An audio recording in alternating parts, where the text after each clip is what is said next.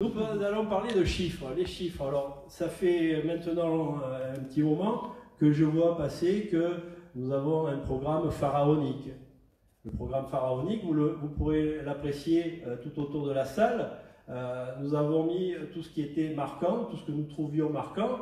Et après, il y a des choses que l'on n'a pas mis, puisque c'était des choses qui étaient plutôt sur le budget de fonctionnement, sur toutes ces choses-là. Mais ce que je veux dire, c'est que le budget pharaonique, vous allez voir, vous allez constater, il n'est pas pharaonique du tout.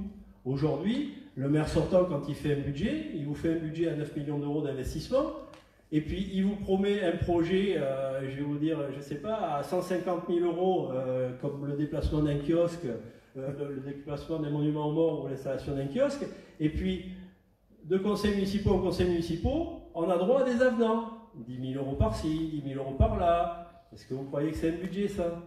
C'est pas un budget. Donc, qu'on ne vienne pas me demander d'établir un budget en étant candidat, alors que le maire sortant n'est pas capable d'établir un vrai budget. Alors, moi, je vais vous proposer avec Horizon Lacanau un budget sincère, parce que les vrais budgets, ça n'existe pas. Mais par contre, les budgets sincères, ça existe. Et ça, je sais les faire. Ben, ça fait 15 ans que j'en fais des budgets sincères. Donc, j'ai pris un postulat de départ à 8 millions d'investissements pour Lacanau. Aujourd'hui, Laurent Perrondet, il fait 9 millions à peu près. Donc, je tiens sur une fourchette basse et tout budget confondu. Le budget de la forêt, le budget de l'eau et l'assainissement, le budget de la commune, le budget des parkings, le budget des golfs, le budget de tous les budgets qui existent à la commune de Lacanau. Donc, ce qui est sûr, c'est que dès que nous arriverons à faire, on regardera tout ce qui peut être stoppé net, sans porter atteinte aux citoyens canolais.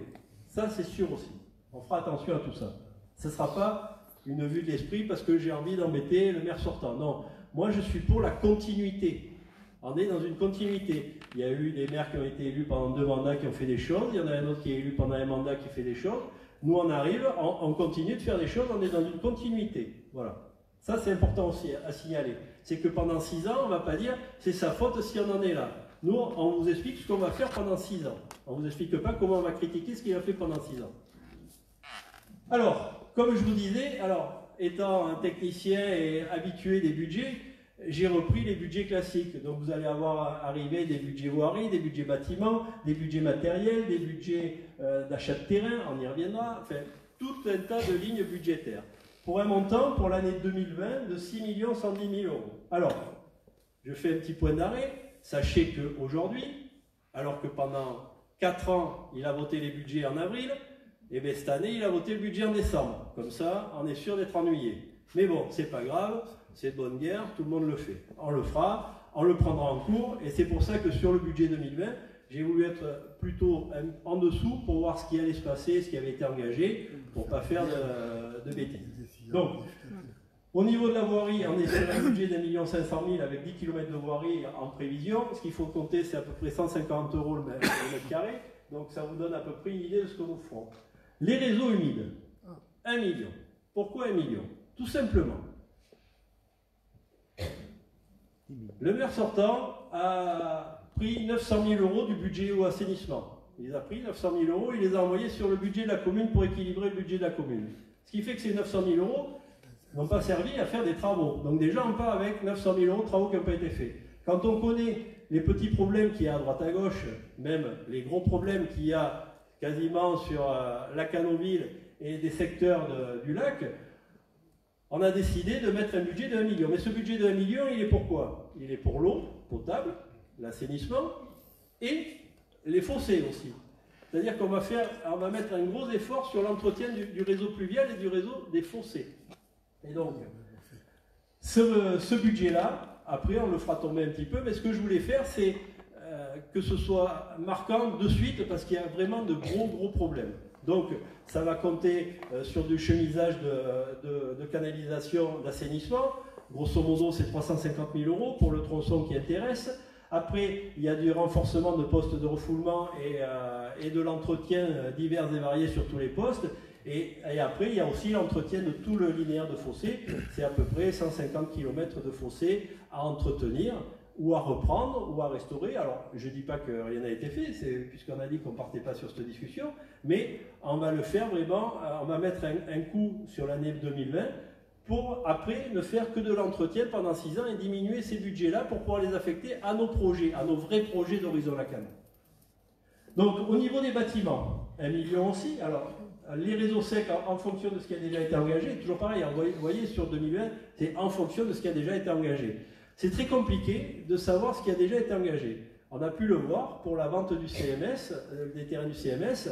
Une fois on vend le CMS, on délibère. Une fois on ne le vend plus parce qu'on a fait une bêtise. Alors on enlève la délibération qui autorise le maire à signer la vente du CMS. Et après on le refait. Enfin bon, c'est un pas en avant, 2 pas en arrière, on ne sait plus trop où on habite. Donc le mieux c'est que dès qu'on arrive au niveau des affaires de la commune, le comptable nous fasse passer tout ce qui s'est passé, tous les engagements qui ont été réalisés, et à ce moment-là, on adaptera, et c'est pour ça qu'au niveau des réseaux secs aussi, et notre priorité sur les réseaux secs, c'est d'abord de finir les petits bouts qui restent, notamment rue Guérin, par exemple, à l'Océan, c'est cet exemple qui me vient dans la tête, parce que c'est celui-là qu'on voit quand on arrive à l'Océan. Vous voyez au-dessus, un peu à gauche des écoles, vous voyez ces grands poteaux avec des fils qui partent de partout, alors que tout le reste est enfoui, et en plus, ils ont refait les trottoirs. Donc il va falloir encore tout massacrer. Mais bon, donc c'est ces petites choses que l'on va combler avec les 300 000 euros.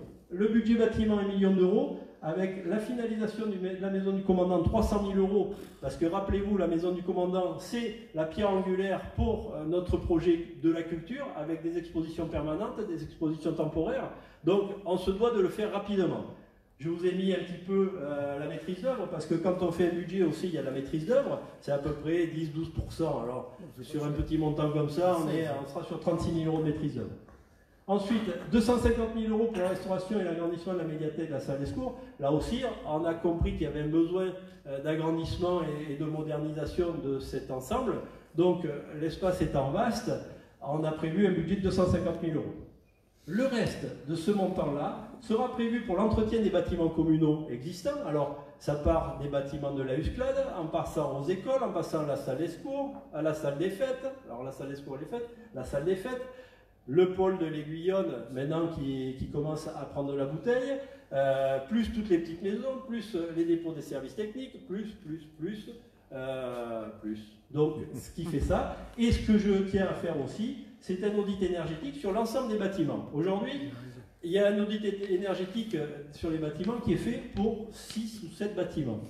Pourquoi 6 ou 7?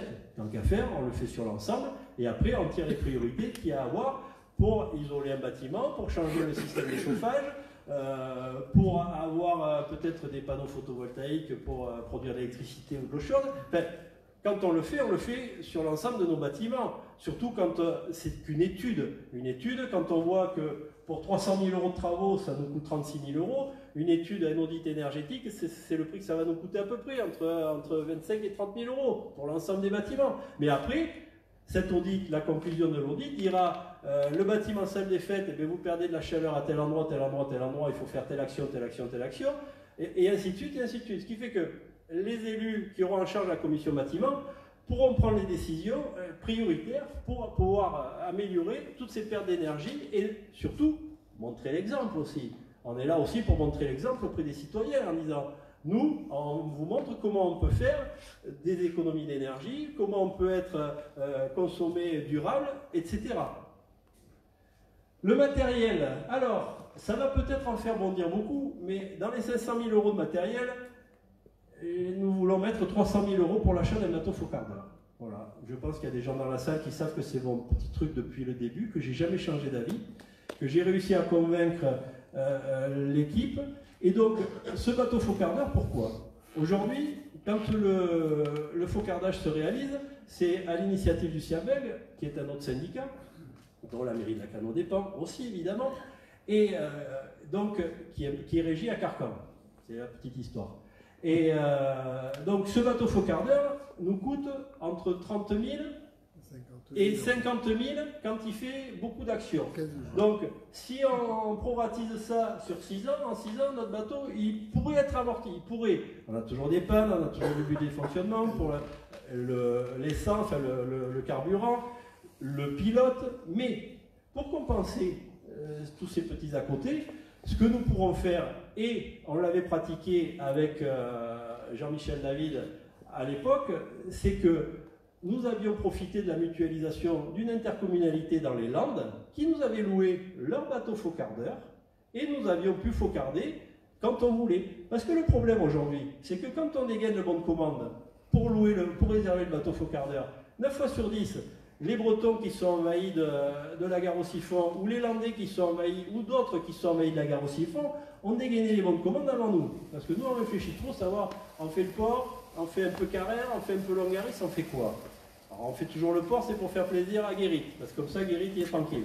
Mais sinon, si on devient propriétaire de notre bateau faucardeur, à ce moment-là, on va pouvoir aller faucarder quand on veut, où on veut, et ça évitera qu'il y ait des levées de boucliers sur un début de saison comme cette année, enfin, l'année dernière maintenant, parce que ça passe vite, et en disant « Ah, on ne peut plus circuler sur le lac, il y a trop d'herbe. » Bon, mais nous on ira, parce que si on n'a pas pu y aller à cause des conditions climatiques ou parce que pour X ou Y raison, on pourra intervenir, on aura cette souplesse. Et à côté de ça, le bateau faucardeur plus son pilote pourra être loué sur d'autres collectivités, pour des partenaires privés, pour qui on veut. Voilà. Donc ça, c'est quelque chose qui nous tient à cœur. Et en plus, c'est un bateau faucardeur, vu le prix, qui va ramasser en plus et qui nous permettra d'aller amender notre petite parcelle de 16 hectares de culture vivrière. Et là, la boucle est bouclée. Ensuite, les études des grands projets estimés. Alors, les études, je reviens sur les études. C'est important que vous ayez en mémoire le prix des études. Les études, comme je vous disais, que ce soit un architecte, un groupement de bureaux d'études, ce que vous voulez, avec un opérateur lumière, avec un dessinateur, enfin tout, c'est entre 10 et 12%. Donc, au vu des grands projets que vous voyez étalés sur les côtés, qui représentent 3 millions d'euros, nous avons prévu 300 000 euros. Donc le front de mer, le marché couvert, les pistes piétonnes et cyclables. Voilà. L'achat de terrain. Nous avons pour idée de réaliser une résidence autonomie. Sur quel terrain? On n'a plus de terrain. Alors, dans un premier temps, il va falloir refaire le PLU. Donc, en attendant ça, j'ai prévu une somme de 800 000 euros au cas où, si on peut trouver du terrain, déjà pour refaire un petit stock de terrain constructible, évidemment, ça a plus de poids pour négocier plus tard, et en attendant la renégociation du PLU.